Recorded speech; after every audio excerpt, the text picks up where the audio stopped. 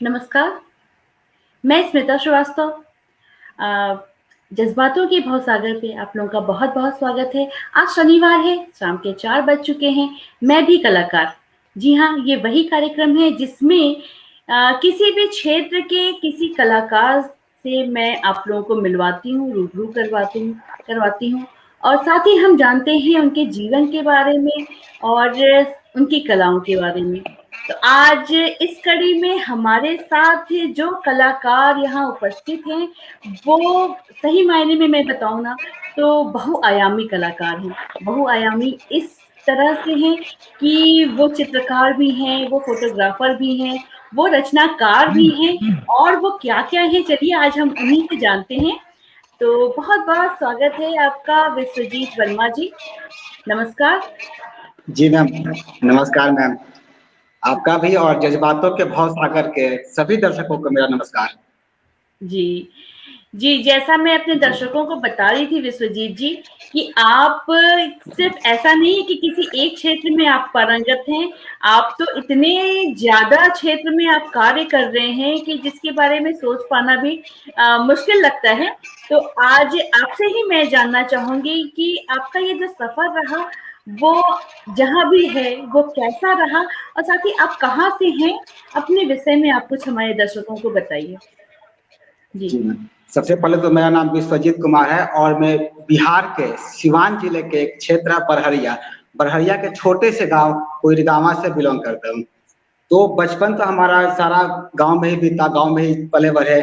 तो कहीं न कहीं एक कला का भी परिवेश रहा कि कला कुछ करना है, कलाकृतियाँ बनानी है। लेकिन वो परिवेश जो गाँव का रहता है, सरकारी विद्यालय में पढ़ना, तो वहाँ तक ही सीमित रह गया। तो चीज़ें एक होती है कि जब आप कुछ करना चाहते हैं, तो कहीं न कहीं आपको एक ऐसे गुरु मिल जाते हैं जो कि आपको गाइडलाइन करें, आपको सही दिशा दें। तो वैसे ही हमारे गुरु मिले, वो हमारे मामा जी हैं, जो कि वर्तमान में भाभा जो मुंबई में है, उसमें साइंटिस्ट हैं। तो उनके हम शादी में गए थे, वो भी बहुत एक रोचक घटना है, जो हम इंट्रो में शामिल कर रहे हैं उसे। उनके हम शादी में गए थे, तो शादी में चूँकि मेरी उम्र उस समय 7 या 6 में पढ़ते होंगे, सारे बच्चे अपना वक़्त है खेलने में, लेकिन मुझे कहीं सूझ नहीं रहा था कुछ, तो मैंने पेपर उठाया और देखा कि उनकी शादी की जो रस्म हो रही है, औरतें उन्हें चुमावन कर रही है, जो भी विधि कर रही है, हम दूर बैठ कर कोने में उनके स्केच करते रहे। वो मैंने स्केच किया, तो पता नहीं कैसे उनकी नज़र उस पे पड़ गई। हमको बुलाए, तो चूँकि वो इतने बड़े पद पर थे, तो एक चीज़ें होता है ना, छोटा बच्चा डर जाता है कि भई हमको क्यों बुला रहे हैं। फिर उनके पास गए तो पूछे कि इसे तुमने बनाया है? मैंने डरते-डरते कहा कि जी मैंने बनाया। तो उन्होंने कहा कि अच्छा कहीं सीखते भी कहीं हो? तो मैंने कहीं सीखते तो नहीं है, बस बनाते हैं, बन जाता है। तो उनके उनके दिमाग में लग गया कि नहीं एक कलाकार बन सकता है, इसके अंदर कुछ कला है। तो उस समय हम 7 क्लास में थे, तो उन्होंने उस समय कुछ नहीं कहा, लेकिन जब हम 12th पास कर लिए, तब एक डिसीज़न जो होता है अमूमन गाँव में, कि लड़का जब 12th कर लिया तब क्या करेगा? इंजीनियरिंग कॉलेज में भेजे कि बीसीए करा दे कि क्या-क्या करे? एक लाइव मेरे घर में डिसीज़न हो रहा था। तो उसी टाइम उनका फ़ोन आता है, कहते हैं कि इसे कहीं नहीं भेजना है, आर्ट कॉलेज में भेजना है। तो एक परिवेश में ऐसा रहा कि आर्ट कॉलेज में, क्योंकि हम कभी जानते भी नहीं थे कि इसकी पढ़ाई होती है, इसके भी कोई ऐसा स्कोप है। तो जब मैंने उनसे कहा कि उन्होंने मुझसे पूछा कि आर्ट कॉलेज में जाओगे? तो मैंने कहा कि वहाँ होता क्या है? कहें कि वहाँ पर चित्र बनाना सिखाया जाएगा।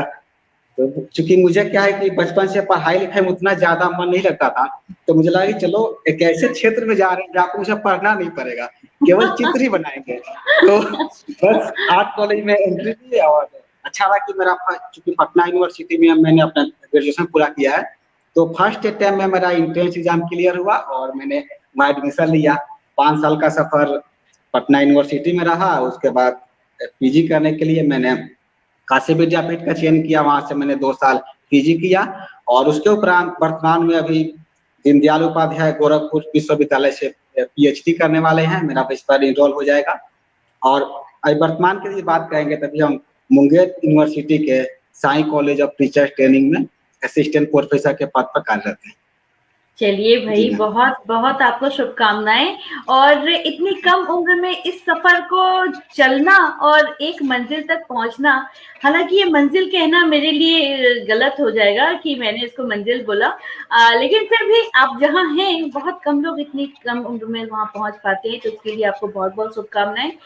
मैं अपने धन्यवाद। दर्शकों को एक निवेदन करना चाहूंगी कि आप लोग मुझे दिख तो रहे हैं कि आप हैं, लेकिन जब तक आप कमेंट नहीं करेंगे मुझे नहीं पता चल पाएगा कि आप कौन हैं। तो कृपया कमेंट भी करिए और अधिक से अधिक इसको शेयर भी करिए, क्योंकि आज हमारे साथ विश्वजीत वर्मा जी हैं, जो बेहतरीन कलाकार हैं, और उनके बारे में जानना और उनसे कुछ सीखना लोगों के लिए लाभप्रद ही होगा। तो आज अभी मैं आपके पीछे देख रही हूँ कि जो पिक्चर ये बना हुआ है, बहुत सारी रंग बिरंगे दिख रहे हैं दृश्य, वो भी बहुत सुंदर लग रहा है। तो अभी आप क्या, ये आपके कमरे में आपने बनाया हुआ है या किसी और ने बनाया है? जी मैम, कुछ पेंटिंगें मैंने बनाई है और कुछ मेरे छात्रों के द्वारा बनाई गई है, क्योंकि अभी हम आर्ट रूम में बैठे हुए हैं, कला कक्ष में बैठे हुए हैं। मुझे लगा हाँ। कि मैं हूँ कलाकार, कार्यक्रम को कला कक्ष से ही संचालित करना चाहिए, तो इसीलिए मैंने कला कक्ष का चुनाव किया। अभी हम अपने आर्ट डिपार्टमेंट में है और जितनी भी पेंटिंग है मेरे पीछे दिख रही है, वो मैं कुछ मैंने बनाई है, कुछ मेरे प्रशिक्षु जिनको हम कला सिखाते हैं उनके द्वारा निर्मित की गई है। चलिए, बहुत अच्छी बात है। और मुझे बस देख के ही लग रहा है कि कितना सुंदर होगा ये पूरा कमरा। तो चलिए, कभी मौका मिलेगा या अभी ही मौका मिलेगा तो जरूर देखेंगे आपके कृतियों को। और लेकिन आपके सफर में बहुत सारे उतार चढ़ाव आए ही होंगे, ये कहने वाली बात तो नहीं है, लेकिन जिस तरह से मामा जी ने आपका साथ दिया और जी आपको एक रास्ता दिखाया, वो भी बहुत अद्भुत और बहुत अच्छा रहा, क्योंकि जीवन में कोई ना कोई जब सहायक के रूप में रहता है तो हमें रास्ता मिल जाता है। तो सुजीत जी, और आप अपने विषय में हमारे दर्शकों को बताइए कि आप ये चित्रकारी तो आप करते ही हैं, तो चित्रकारी की क्या क्या आप उसमें, आपको क्या अच्छा लगता है उसमें करना? जी, जब हम पटना आर्ट कॉलेज में आए तो वहाँ पर हम पेंटिंग तो शुरू तो कर दिए थे, लेकिन फिर भी मेरे घर वाले को कहीं ना कहीं ये लग रहा था कि क्या करेगा, पेंटिंग में क्या स्कोप है, इसमें कुछ एक होता है ना गांव में, एक परिवार परिवेश में कि चित्र बना करके ये क्या कर सकता है।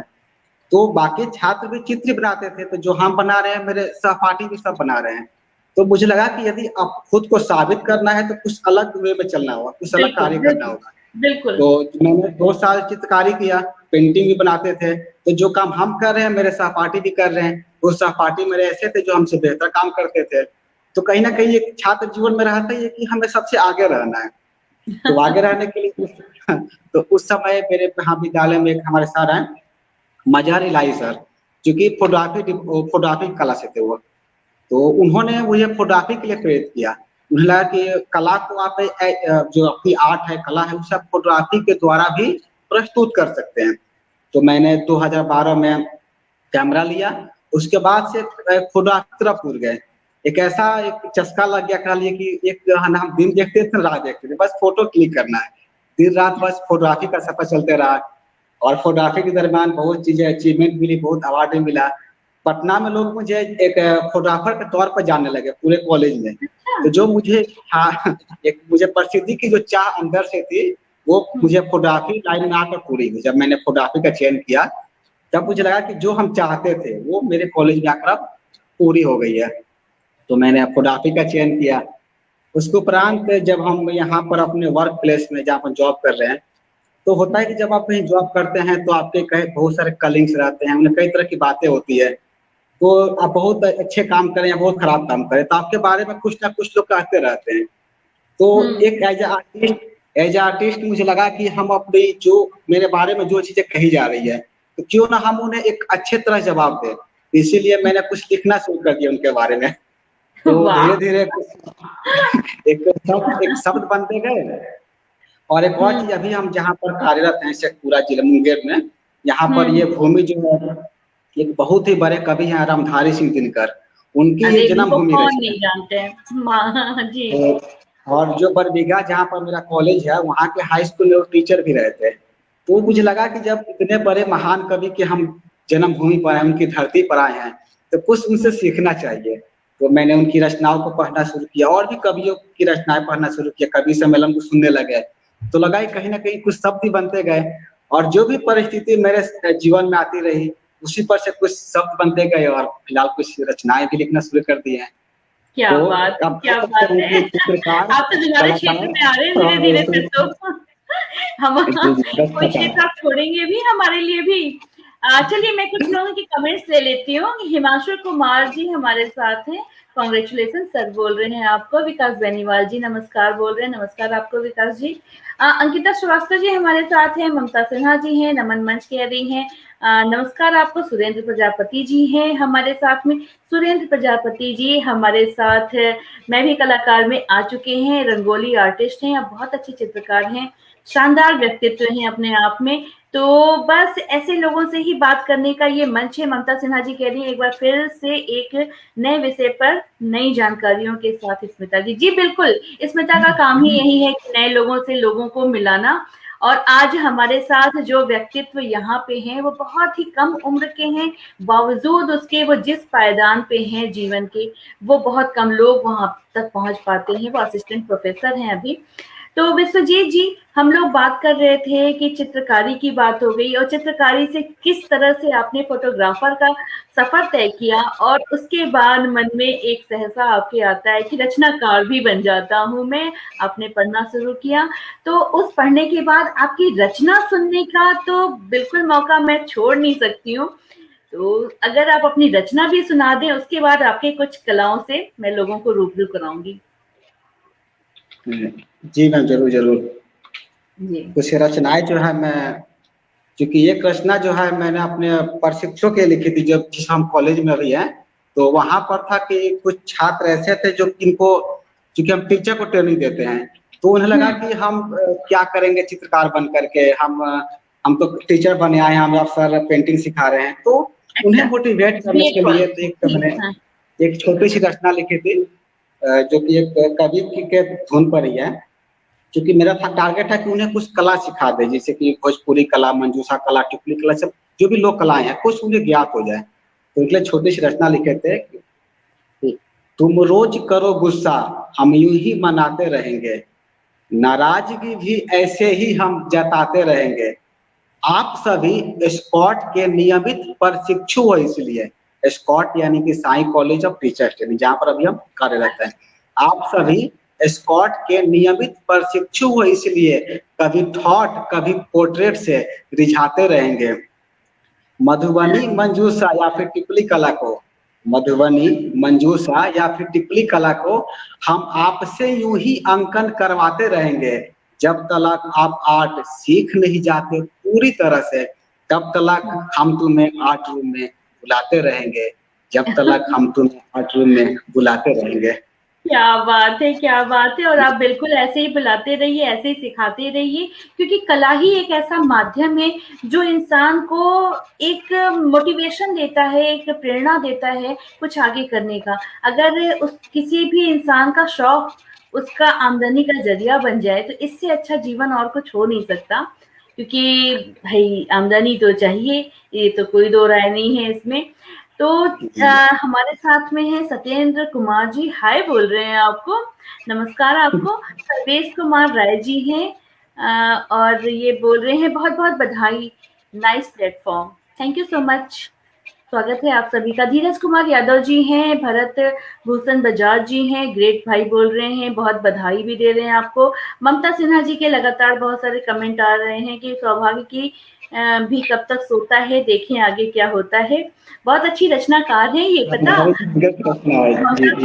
भी बिहार से हैं तो लोगों को ये ना लगने लग जाए कि ये बिहार का मंच है। जी नहीं, ये भारतवासियों का मंच है पूरी तरह से। और भारत के किसी भी क्षेत्र से ही, किसी भी जगह पे रहने वाला जो भी कला के क्षेत्र में कुछ अच्छा कर रहे हैं वो हमसे संपर्क कर सकते हैं। तो चलिए अब मैं ना बिना समय को नष्ट किए मैं विश्वजीत जी की कुछ रचनाएं जो एक वीडियो के फॉर्म में है, मैं कोशिश करती हूँ कि वो आप लोगों को पहले दिखा दूं, क्योंकि आगे की बातें फिर हम लोग करेंगे और बातें तो होती रहेंगी। वाह जिंदाबाद बोल रहे हैं सुरेंद्र प्रजापति जी, तो जिंदाबाद, आबाद रहिए जहाँ रहिए वहां रहिए। जी, मैं सुरेंद्र प्रजापति को भी धन्यवाद देना चाहिए कि उन्हीं के द्वारा आपसे इस पटल पर मुझे आने का सौभाग्य प्राप्त हुआ। चलिए आपका ये शुरू हो गया, हम लोग इसको देखते हैं।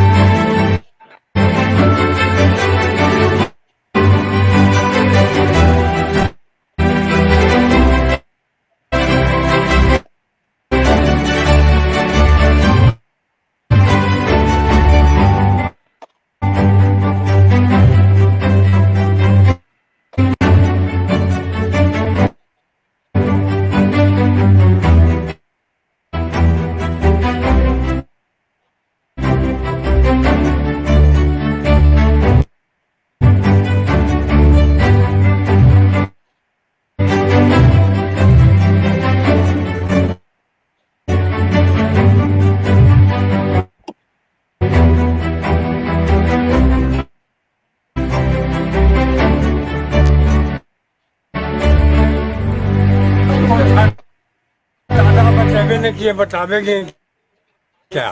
तो कुछ भी जैसे कि आप जो देख रहे हैं या नहीं यही देख रहे हैं आपसे हम ज्यादा तो बतावे नहीं किए इसको।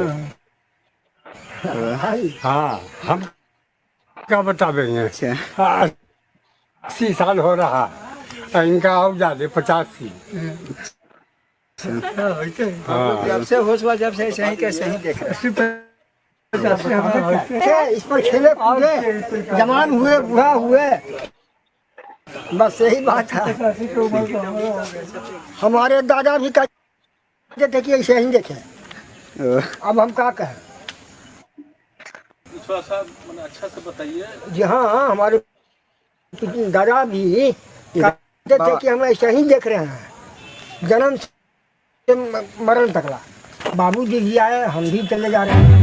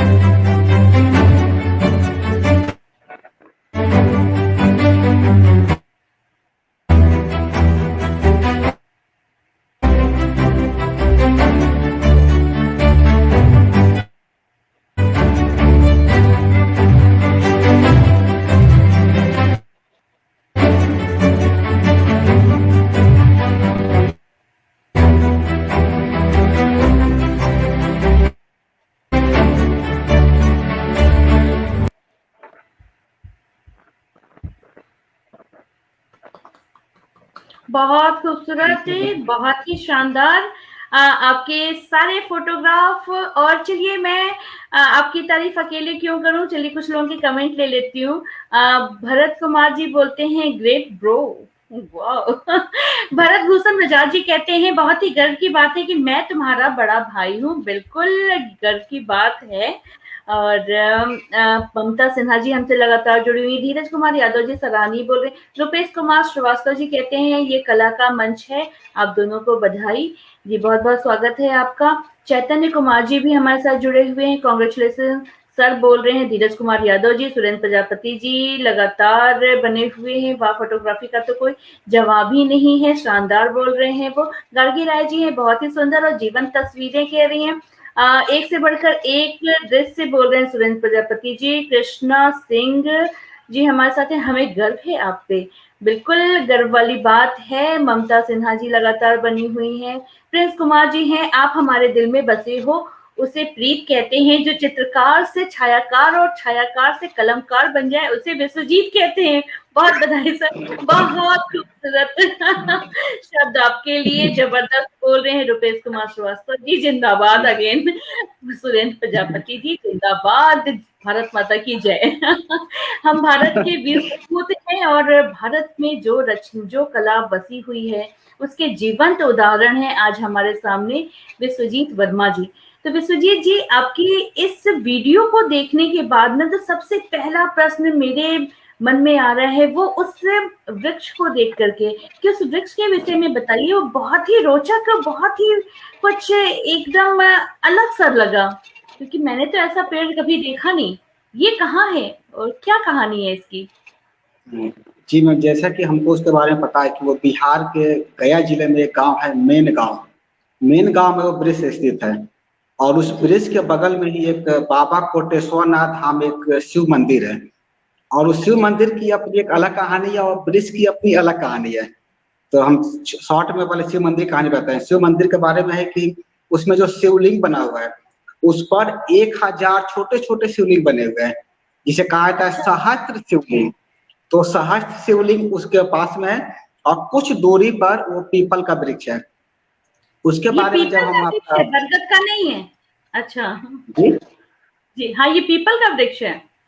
जी हाँ, पीपल का वृक्ष है वो जी, क्योंकि बोध गया ऐसे महाबोधि वृक्ष के लिए प्रसिद्ध है। लेकिन एक और पीपल का वृक्ष है जो मेन गांव में है, गया से पहले है। वो जब पटना से आगे जाते हैं तो रास्ते में पड़ता है वो गया पटना गया के बीच में मेन गांव है, वहीं पर पीपल का वृक्ष है वो।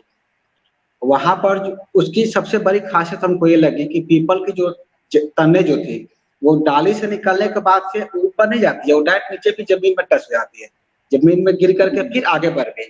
यानी कि आप कह सकते हैं कि एक वेव की तरह, जैसे वेव जाता है वैसे वेव निकल रहा है उसका।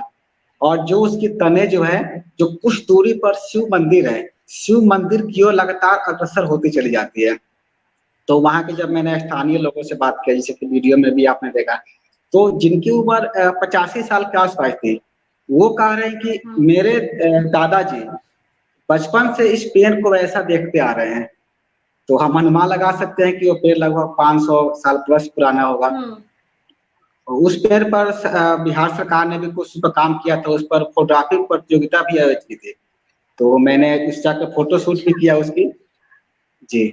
और वो भी एक अलग स्टोरी है, हम फोटो शूट करके आ गए थे, हमने सबमिट भी कर दिया हाँ। जी। तो सबमिट करने के बाद एक कहानी है जो हम यहाँ साझा कर रहे हैं उसकी। फोटो तो मैंने सबमिट कर दिया वहां पर। जिस दिन पुरस्कार मिला था तो उसके 2 दिन पहले मुझे फोन आया एकेडमी से कि आपका नाम का चयन हुआ है, आप एकेडमी इस तारीख को आ जाइएगा। तो मैंने पूछा कि उत्साहवश की पुरस्कार आप कौन सा दीजिएगा? तो बोले कि नहीं, आप बस आइए, पुरस्कार वहीं बता देंगे। तो उस समय हम ग्रेजुएशन फाइनल ईयर में थे। तो मैंने अपने सारे दोस्तों को बता दिया कि चलो मुझे पुरस्कार मिल रहा है। एक खुशी भी थी एकेडमी का पुरस्कार मिलना है। तो मैंने लगभग सबको लेकर गए। जब हम एकेडमी पहुंच रहे हैं तो वहां क्या देख रहे हैं कि बिहार के जितने भी बड़े बड़े फोटोग्राफर हैं, जैसे कि कुछ फोटोग्राफर हैं पीके जैन है, विजय कुमार जैन, जिनकी लिखी किताबें हम लोग आर्ट कॉलेज में पढ़ते थे, उनकी फोटो को देखकर हम सीखते थे, वो वहां बैठे हुए थे। और भी वरिष्ठ फोटोग्राफर थे। तो मुझे लगा कि इतने सारे वरिष्ठ फोटोग्राफर, मेरा क्या स्थान होगा। तो मैंने दर्शक दीर्घा में जाकर पीछे बैठ गया सब दोस्तों के साथ में। और मैंने सबको बोल दिया कि देखो मुझे जो है ना अच्छा। या तो थर्ड प्राइज या फिर कंसोलेशन मिल जाएगा, इसीलिए मैं पीछे आ बैठ गया हूँ। तो जब पुरस्कार देने वितरित करने लगे तो सबसे पहले कंसोलेशन का नाम आया, तो मैंने सबको बोल दिया कि देखो मेरा नाम आने वाला है, आप लोग फोटो खींचिएगा। क्योंकि एक होता भी है ना कि फोटो अवार्ड लेते समय फोटो क्लिक करना, ताकि उसे हम सोशल मीडिया पर शेयर कर सके। हाँ। तो मैंने सबको रेडी कर दिया कि भैया अब मेरा नाम आएगा। हाँ, बिल्कुल, बिल्कुल। जी जी। जी। तो कंसोलेशन अवार्ड तो निकल गया, तो सब मेरी तरफ देखने लगे कि भाई तुम्हारा नाम तो नहीं आया। तो मैं लगा कोई बात नहीं, थर्ड में आ सकता है मेरा नाम, तीसरा में आएगा। तो इसीलिए तीसरा जब नाम निकल गया तब तो मुझे पूरा यकीन हो गया कि बस मुझे लोग ऐसे ही बुला लिया है, मेरा नाम तो आएगा नहीं। जब कंसोलेशन निकल गया, थर्ड निकल गया, फिर भी थोड़ी बहुत इच्छा बची थी कि शायद सेकेंड में नाम आ जाए। सेकेंड में जो नाम आया तो उसमें मेरा नाम नहीं आया।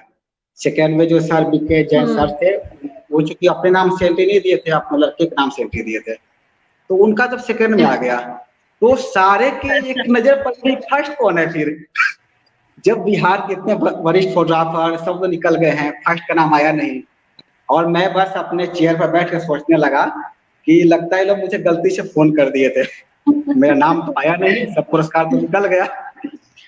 हम मेरे दिमाग में ये चलने लगा कि अब दोस्तों को क्या बताएंगे कि भाई हम सबको बोल दिए थे मेरा पुरस्कार नाम आएगा, यहाँ तो सब पुरस्कार निकल गए हैं। फिर उसमें जब फर्स्ट पुरस्कार में मेरा नाम पुकारा गया तो मेरा ध्यान तो कहीं और था कि मुझे तो ये लग रहा था कि अब हम क्या बोलेंगे सबको, मैंने सुना ही नहीं कि मेरा नाम पुकार लिया गया है।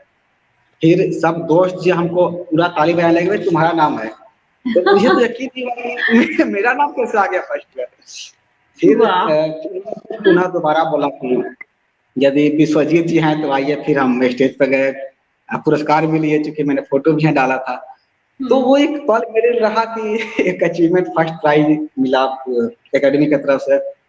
पेपर वालों ने भी जब इंटरव्यू ले रहे थे तो उन्होंने उसमें छापा भी कि सिवान जिले के सबसे युवा फोटोग्राफर जिन्होंने प्रथम पुरस्कार जीता।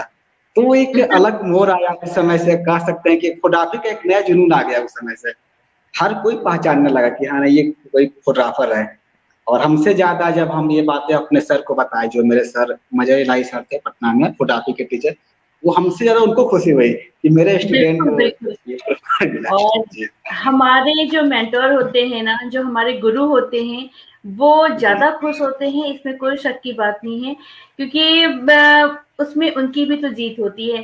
तो बहुत ही खूबसूरत रहा ये भी आपका सफर और ये बात। और मैं देख रही थी ना इस वीडियो में कि एक नहीं बहुत सारे पुरस्कार, और जिस तरह से आपके न्यूज आते रहे समाचार पत्रों में, और इंटरव्यू का भी जिक्र मैं करना नहीं भूलूंगी, उसके बारे में भी बहुत सारी बातें करेंगे हम लोग। अभी सबसे पहले मैं कुछ लोगों के कमेंट ले लेती हूँ। जबरदस्त बोल रहे हैं रुपेश कुमार श्रीवास्तव जी, बहुत सुंदर। विश्वजीत बोल रहे हैं, सुजीत कुमार जी, बादल कुमार कह रहे हैं हमें गर्व है कि मेरे सर यहाँ तक पहुंच गए, गुड सर। बिल्कुल। और आप भी बादल जी बहुत अच्छा करिए, आपके सर को आपके ऊपर भी गर्व होगा। रुपेश कुमार श्रीवास्तव जी हमारे साथ हैं। विश्वजीत जी, आप बहुमुखी प्रतिभा के धनी हैं, और सबसे अच्छी बात है कि आप अपनी कला का विस्तार एवं प्रसार भी कर रहे हैं। जी हाँ, ये बहुत जरूरी होता है कि अपनी कला को दूर दूर तक पहुंचाना, दूसरों को बहुत मोटिवेशन मिलता है इससे। जयप्रकाश चंदेल जी हमारे साथ जुड़े हुए हैं, आदित्य कुमार गुप्ता जी हैं, जय प्रकाश चंदेल जी कह रहे हैं बहुत सुंदर। और साथ ही हमारे साथ राजकुमार सेवक जी हैं, संजय कुमार जी हैं, संगीता चौबे पंकुड़ी जी हैं, धीरज कुमार यादव जी हैं, सुरेंद्र प्रजापति जी लगातार बने हुए हैं। तो सभी के बहुत सारे कमेंट है, बहुत सारी बधाइयां हैं आपके लिए, शुभकामनाएं हैं आपके लिए।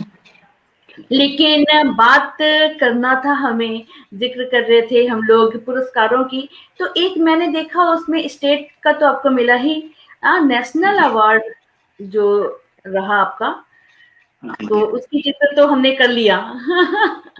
ये जो स्टेट का जिक्र किया है, अपने अवार्ड के बारे में कुछ बताइए, और भी जो लोग। हमें पुरस्कार तो बहुत मिला है, लेकिन जो नेशनल पुरस्कार जो मिला था वो उसपे एक फोटोग्राफ था, जिसमें चूंकि सारा क्रेडिट उस दुकानदार को जाता है जिसने इतनी क्रिएटिविटी की थी। क्योंकि सही मायने में देखा जाए तो फोटोग्राफर का काम बस होता है तस्वीर क्लिक करना। मेन क्रेडिट उसको देना चाहिए जिसने उतनी अच्छे से चीजों को डेकोरेट किया है। तो जैसे हम सोनपुर मेला में गए थे, तो वहां हाँ पर हाँ। देखा है कि एक शॉप था, जिलेबी का दुकान था वो, जिसने अच्छा। बहुत ही खूबसूरती से वेलकम इंडिया वो जिलेबी से लिखा था वो, और उसको हम्म। लिखने के बाद दुकान के आगे है वो टांग दिया था एक खूबसूरती बढ़ाने के लिए उसकी। और अच्छी बात जो इंडिया उन्होंने लिखा था, तो आई ए लिखे थे ग्रीन कलर से और डी था व्हाइट से, और फिर आई ए था केसरिया कलर से। पूरा एक तरह देखा जाए तो वो ब्लैक कलर से इंडिया को रिप्रेजेंट किए थे। अब वो दुकान जो था तो मेले के बीच में था। हमको एक ऐसा फोटो लेना था कि बस दुकान आए, जलेबी आए और उसमें कोई व्यक्ति नहीं आए बीच में, क्योंकि व्यक्ति जो है फ्रेम को वो डिस्टर्ब कर रहे थे। तो हम रोड के अपोजिट साइड खड़े हो गए। हमको याद है लगभग आधे घंटे तक वैसे एक पोज में खड़े रहे थे वहां पर कैमरा लेकर के, कि कब वो भीड़ हटे हम फोटो क्लिक करें। तो चीजें होती है ना, जब आप बहुत ज्यादा सोचते हैं तो एक पूरी हो भी जाती है। उतने बड़े मेले में सोनपुर मेला सबसे बड़ा मेला है, एक पल ऐसा आया कुछ सेकंड के लिए सारी भीड़ वहां से हट गई। ऐसा लगा कि जैसे कि मेरी इच्छा की वो पूर्ति हो गई। वो पूरी हो गई। सभी जी। सभी लोग हट गए, ना एक व्यक्ति दुकान के पास था, ना कोई रोड पर कोई नहीं था। दुकानदार भी नीचे तो अपना आराम करने लगा। तो मैंने उस समय एक फोटो क्लिक किया, और जैसे एक फोटो क्लिक किया वैसे फिर अचानक से भीड़ इकट्ठी हो गई। भीड़ आ गई। यानी कि ऐसा लगा कि कुछ समय के लिए उस पल को रोक दिया गया हो कि आपको बस फोटो क्लिक करना है। तो मैंने फोटो क्लिक किया, उस फोटो को मैंने एनडीएमसी की तरफ से निकला था प्रतियोगिता, उससे मैंने अप्लाई किया। तो उसमें वहां पर नेशनल अवार्ड मुझे फोटो आपको 2015 में मिला था। वाह वाह वाह, क्या बात है। और एक डायलॉग याद आ रहा है मुझे कि जब आप क्या कुछ ऐसा था ना कि शिद्दत से चाहते हैं तो पूरी कायनात आपको उससे मिलाने के लिए कुछ ऐसा ही है। बहुत डायलॉग नहीं याद होते मुझे, लेकिन आज आपकी बातों से मुझे उसका याद आ गया। तो ये भी बहुत रोचक एक जानकारी हुई कि चलिए अगर इंसान लगा रहता है अपने काम में ना, तो उसको सफलता मिलती ही मिलती है। और इसके जीते जागते आज उदाहरण हमारे सामने है विश्वजीत वर्मा जी। तो ये तो जिक्र हो गया कि नेशनल अवार्ड की बात। इसमें अभी आपके इंटरव्यूज जो हो रहे थे उसमें एक मधुबनी चित्रकला के बारे में आपने एक इंटरव्यू दिया हुआ है, शायद संभवतः वो दूरदर्शन पे ही है वो। दूरदर्शन पर जी, हाँ, गोरखपुर तो दूरदर्शन मधुबनी में। चित्रकला के विषय में भी आप हमारे दर्शकों को अगर कुछ बताएं तो उनके लिए भी थोड़ी जानकारी हो जाएगी। जी, मधुबनी चित्रकला जो है बेसिकली बिहार के एक क्षेत्र मधुबनी हाँ। जिला से उसका उत्पत्ति माना जाता है, इसीलिए उसे हम कहते हैं मधुबनी चित्रकला। क्योंकि मधुबनी जिला है तो उसी जिला उस गांव जिला से पेंटिंग आया है, तो हम उसे कहते हैं कि मधुबनी चित्रकला। और वहां पर मैथिली भाषा बोली जाती है, तो इसीलिए बहुत लोग इसे मैथिली चित्रकला के नाम से भी जानते हैं। बाकी चूंकि ये पेंटिंग तो अभी विश्व लेवल पर बहुत ऊंचे स्थान प्राप्त कर चुकी है, लेकिन इसकी यदि हम शुरुआत की बात करें तो शुरुआत के बारे में कहा जाता है कि जब राजा जनक जो अपनी सीता के विवाह के लिए जब बारात आ रहे थे, तो उसके लिए वहां के महिला कलाकारों से सबसे पहले इस चित्रकला का वो निर्माण करवाए थे। उस समय से ही लगातार चित्रकला आगे बढ़ती गई, और आज जो है स्टेट से होते हुए नेशनल इंटरनेशनल लेवल तक अपनी एक सर्वोच्च पहचान बना चुकी है। और ये भी हमें देखना होगा कि प्रत्येक साल बिहार जितने भी पद्मश्री पद्म भूषण पुरस्कार मिलते हैं, प्रत्येक साल मधुबनी चित्रकला के किसी न किसी महिला कलाकार को जरूर मिलता है। और ये भी एक बात हम यहाँ नोट करेंगे कि मधुबनी चित्रकला को महिला चित्रकारों की कला भी कहा गया है, क्योंकि उसके जितने भी कलाकार हैं वो सब महिला कलाकार हैं। तो हम देखते हैं कि हर जगह पुरुषों का वर्चस्व रहता है, हर किसी कहते हैं कि ये काम पुरुष करेंगे, लेकिन जब मधुबनी चित्रकला की बारी आती है तो उसके बारे में एक सब लोग कहते हैं कि नहीं, ये चित्रकला जो है महिलाओं की कला है। महिलाओं ने इसे उतनी उच्च स्थान तक पहुंचाया है कि एक छोटे गांव से निकल करके आज इंटरनेशनल मार्केट तक इसकी इतनी बड़ी पहचान बन चुकी है।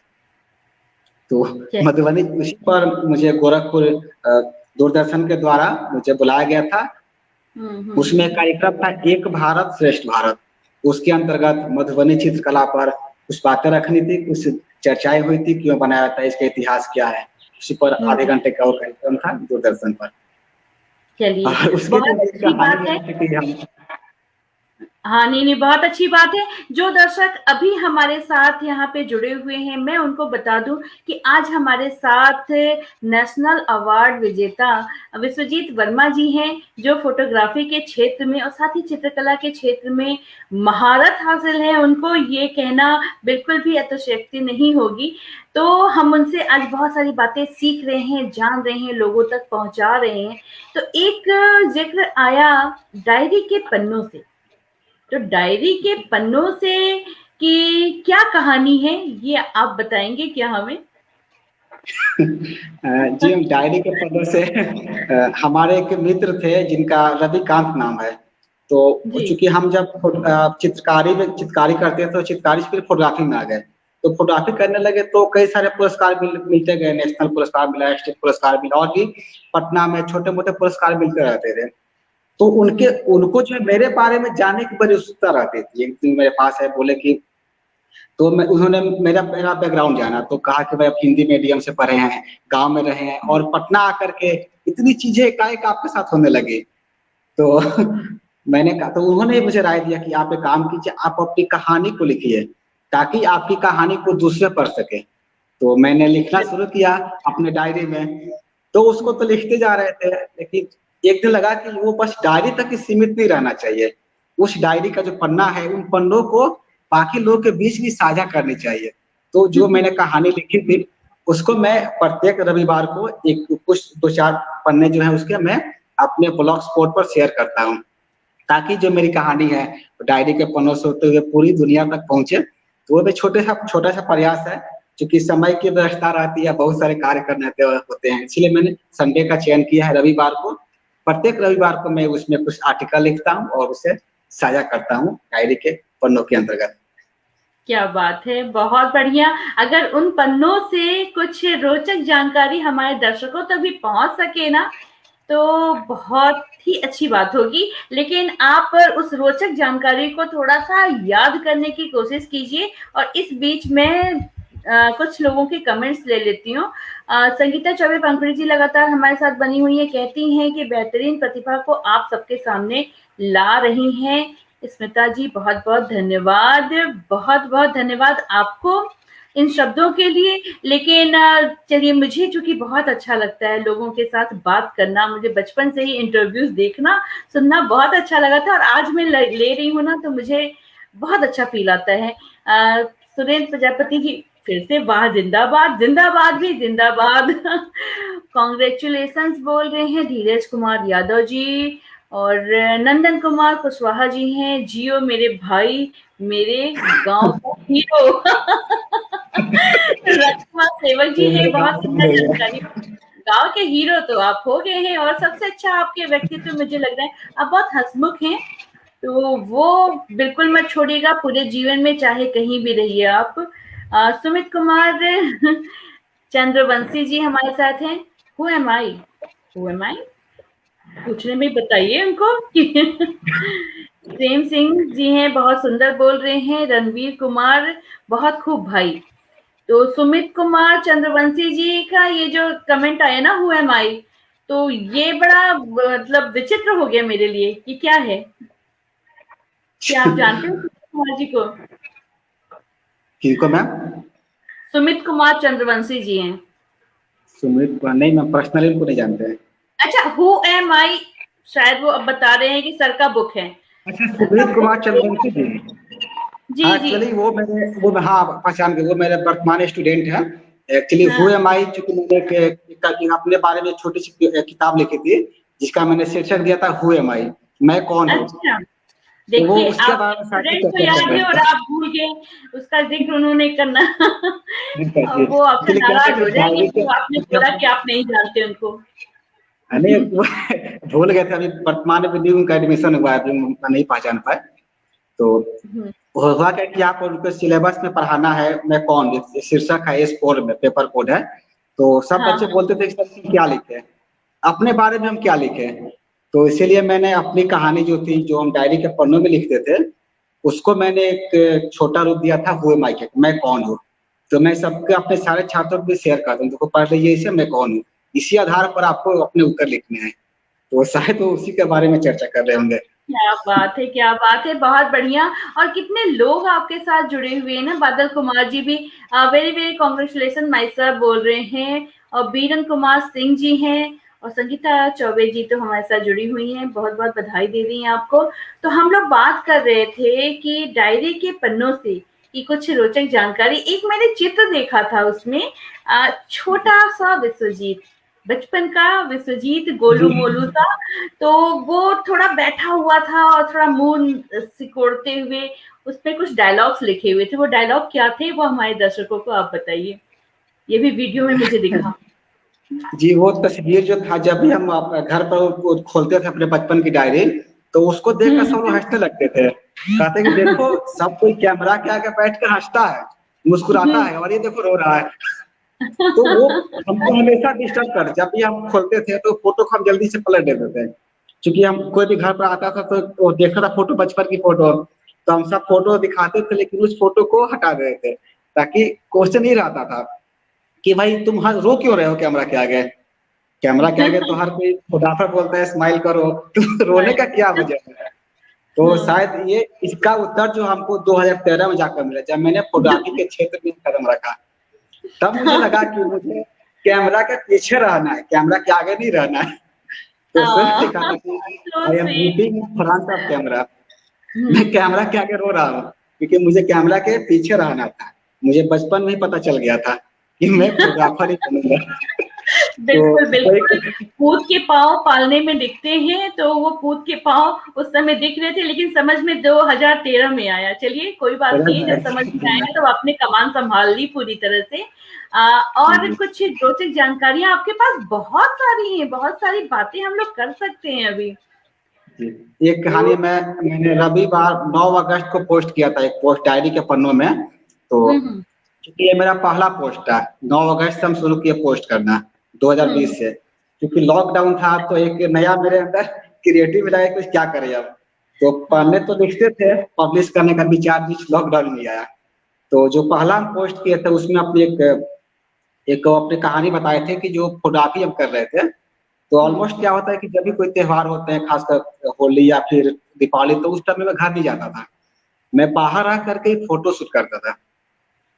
तो इस होली का दिन, सॉरी दीपावली का दिन था वो, और दीपावली के दिन चूंकि हम फोटो शूट कर रहे हैं, दिन भर फोटो शूट किए, रात में मुझे जो आतिशबाजी जो होती है, उस आतिशबाजी का फोटो शूट करना था।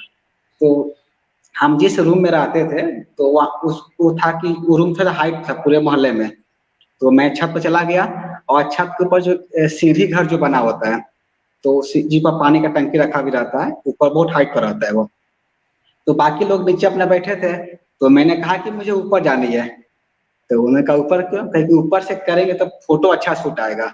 मैंने पूरी आतिशबाजी की फोटो शूट करनी है, तो चूंकि जाने के लिए कोई सीढ़ी की व्यवस्था नहीं थी, तो फिर कैसे कैसे उन लोगों ने एक छोटी सी सीढ़ी लाए और उसको खड़ा किए दीवार से, फिर किसी ने कैसे कैसे हमको मुझे ऊपर पहुंचा दिया। वो लोग ऊपर तो चले गए, और हम फोटो शूट करना लगातार शुरू कर दिए।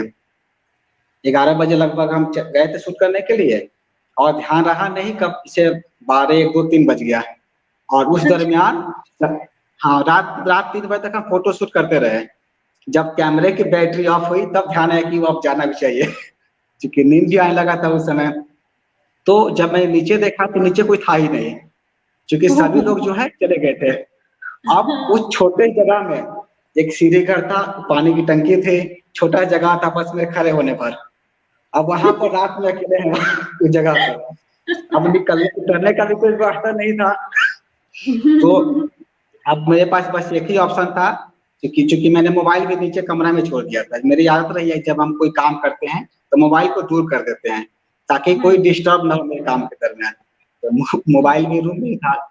तो हुआ कि अब करे क्या, तो टाइम देखे उस समय कैमरा में समय देखे तो 4 बज रहा था। तो लगा कि 2 घंटे में तो लोग जग ही जाएंगे, तो मैं बस वही अपना कैमरा रख करके टंकी के पास से अपना बैठ गया।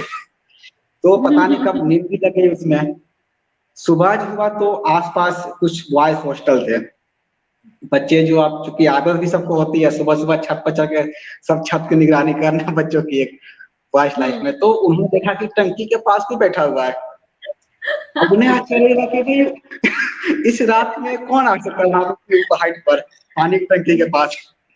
फिर पूरे उनके घर के आगे पूरी भीड़ जमा हो गई कि आपके छत पर कोई है। तो अभी पूरा माहौल अजीब हो गया।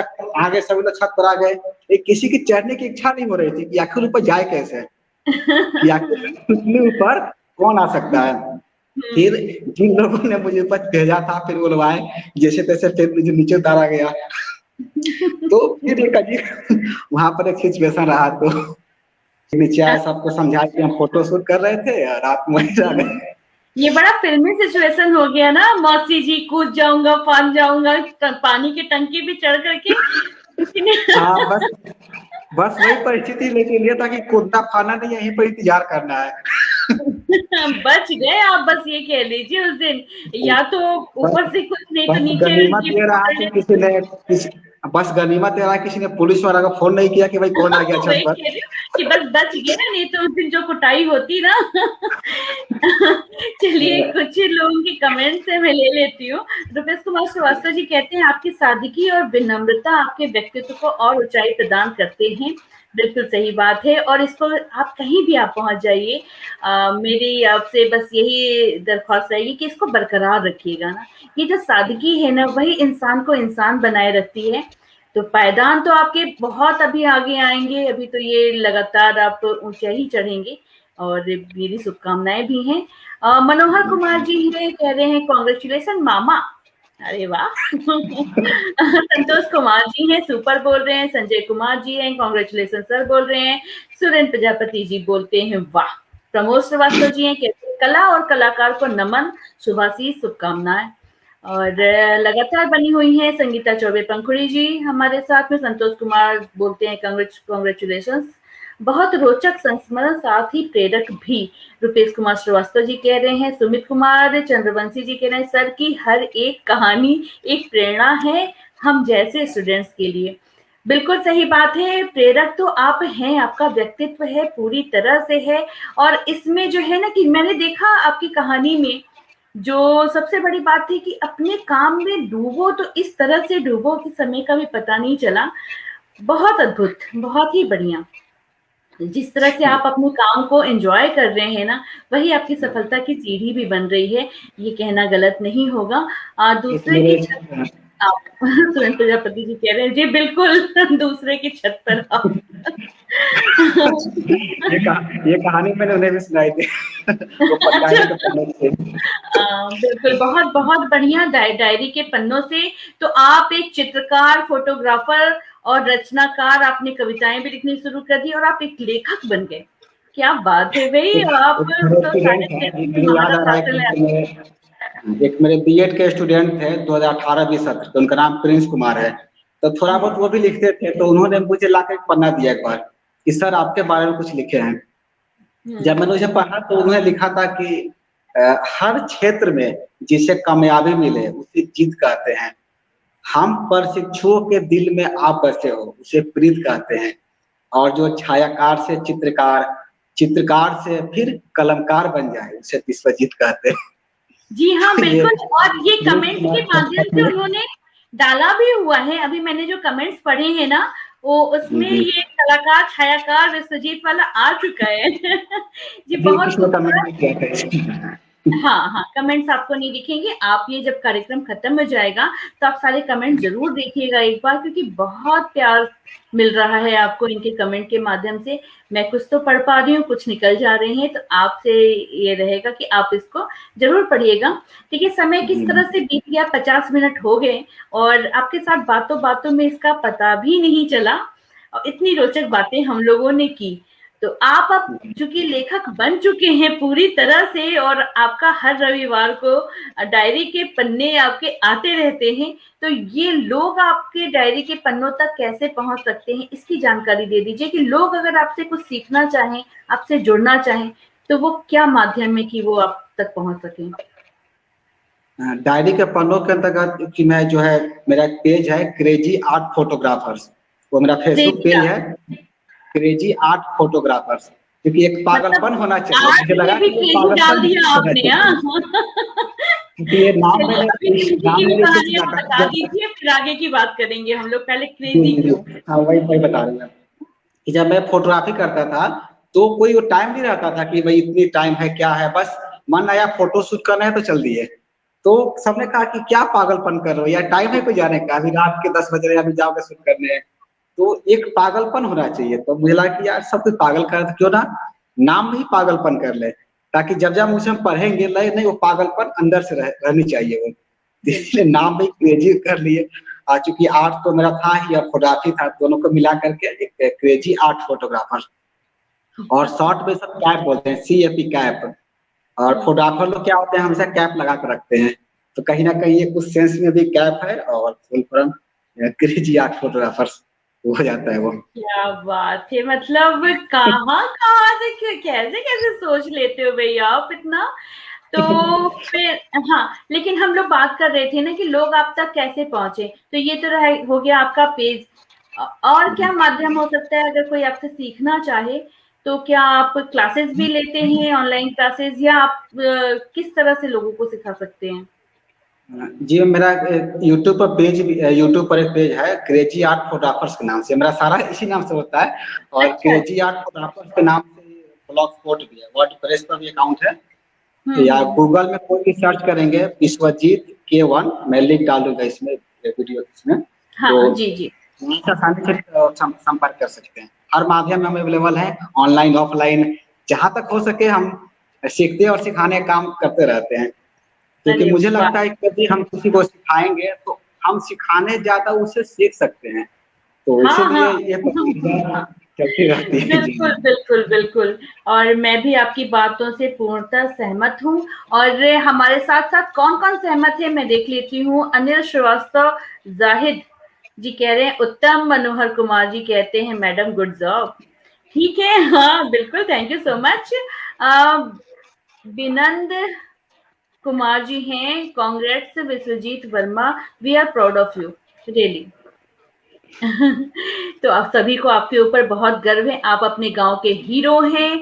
इस तरह की बातें जिसके लिए आए वो एक आम इंसान नहीं हो सकता है, और आम से खास बनने की जो सफर होता है ना, वो बहुत रोचक होता है। और उसमें मेहनत बहुत लगती है, समय बहुत देना पड़ता है, अपना संपूर्ण उसी के लिए ही करना पड़ता है। चलिए मेरे साथ कुछ और है, बहुत बहुत ही रोचक जानकारी। फोटो का शूट करना, यही आत्मसमर्पण एक कला साधक के अंदर होनी चाहिए। ये कला साधक सुरेंद्र प्रजापति जी कह रहे हैं, वो कला साधक। तो रणवीर कला। कुमार जी कहते हैं कि एक बेहतर इंसान, एक उम्दा फोटोग्राफर और एक बेहतर लेखक व कलाकार के रूप में मेरे दिल के करीब प्यारे विश्वजीत की उज्जवल भविष्य की कामनाएं और ढेर सारा प्यार। जी हाँ बिल्कुल, ये हमारी तरफ से भी और ये हम सब की तरफ से आपके लिए शुभकामनाएं हैं।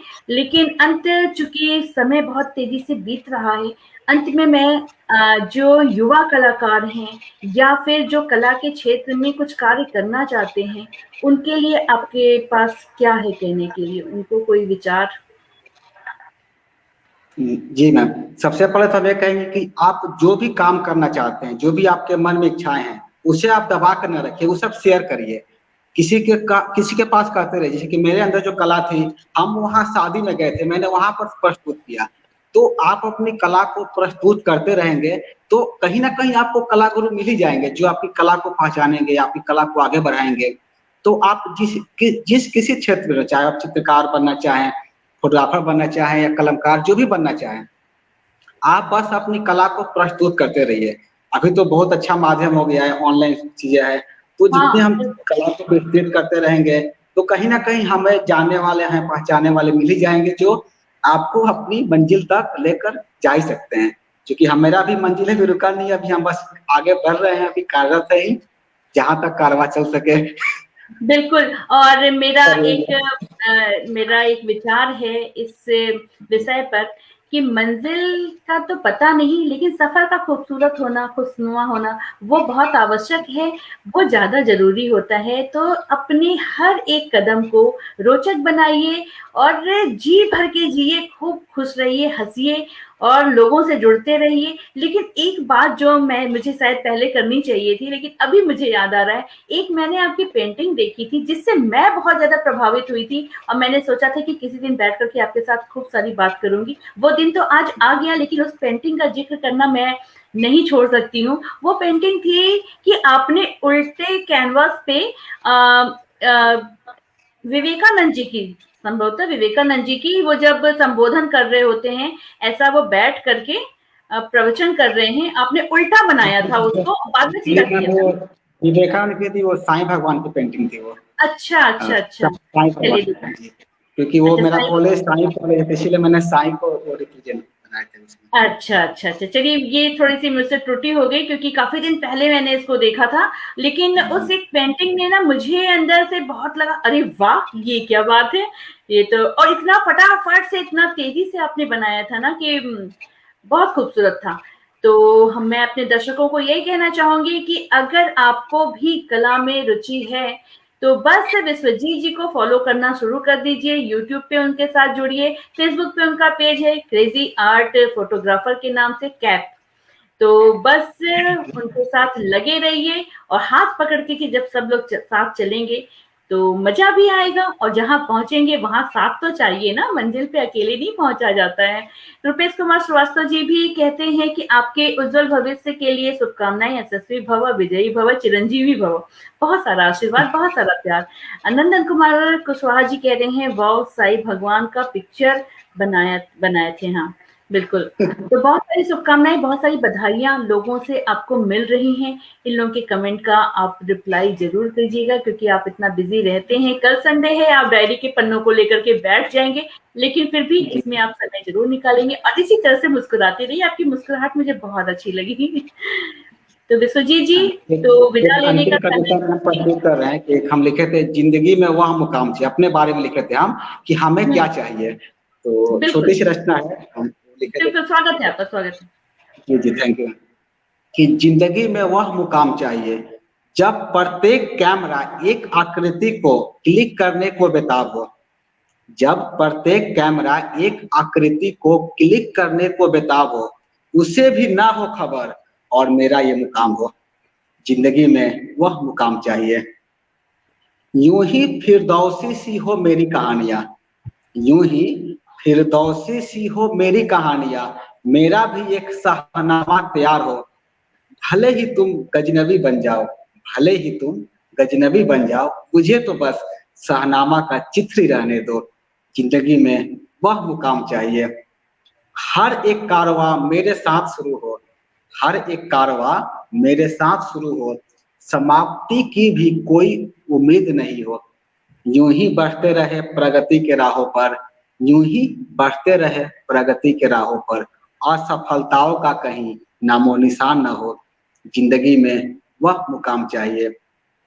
अंतिम बंद है कि मेरे हर एक कार्य की हो लंबी फहरिस्त, मेरे हर एक कार्यों की हो लंबी फहरिस्त, कला की दुनिया से बेखबर मेरा एक अलग जहां हो, जिसमें हो सिर्फ तुम ही तुम, ना कोई दूसरा हमारे पास हो। जिंदगी में वह मुकाम चाहिए, जिंदगी में वह मुकाम चाहिए। बहुत खूब, बहुत ही शानदार, और भगवान करे कि आप दिन दूनी रात चौगनी तरक्की इसी तरह से करते रहें, और सिर्फ आपके क्षेत्र में ही नहीं, संपूर्ण जगत में आपका नाम हो, क्योंकि आपका नाम है विश्वजीत। तो आप विश्व को जीतने की अंदर आपके अंदर ताकत है। तो बस बहुत जल्दी हम लोग फिर बहुत सारी बातें करेंगे, और आपसे फिर से एक बार कभी मौका मिलेगा तो ऐसे ही बैठेंगे, बहुत सारी आपके बारे में और भी जानकारी हासिल करेंगे। तो अंत में सभी को बहुत बहुत आभार, बहुत बहुत धन्यवाद कि आप लोग हमसे जुड़े रहे। विश्वजीत जी, आपका बहुत बहुत धन्यवाद कि आपने इतना समय दिया, अपने बारे में बात की। और जाने के पहले मैं वो वाला वीडियो फिर से लगाऊंगी, क्योंकि जो लोग देर से हमसे जुड़े उन्होंने मिस कर दिया है। तो मुझे बस थोड़ा सा समय दीजिए, मैं उसको फिर से लगा देती हूँ, और उसके बाद हम लोग यहीं से टाटा बाय बाय कर लेंगे। जी,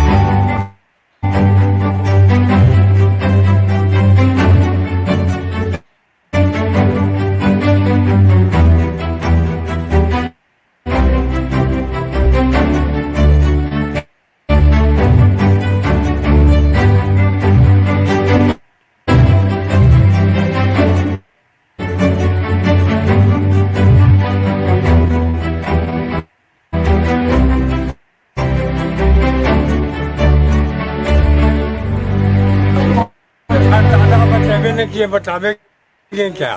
कुछ भी जैसे कि आप जो देख रहे हैं या नहीं ऐसे? ये देख रहे हैं आपसे हम दादा तो बतेबे नहीं किए इसको। हाँ, हम क्या बतावेंगे? अच्छा 80 साल हो रहा, इनका और ज्यादा 85। हाँ, जब से होश हुआ जब से ऐसे ही कैसे ही देख रहे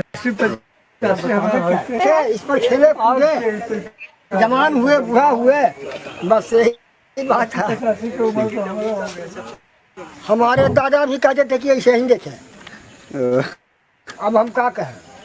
विश्वास साहब मैंने अच्छा से बताइए। जी हाँ, हमारे दादा भी कहते थे कि हम ऐसे ही देख रहे हैं जन्म से मरण तकला। बाबूजी भी आए, हम भी चले जा रहे हैं।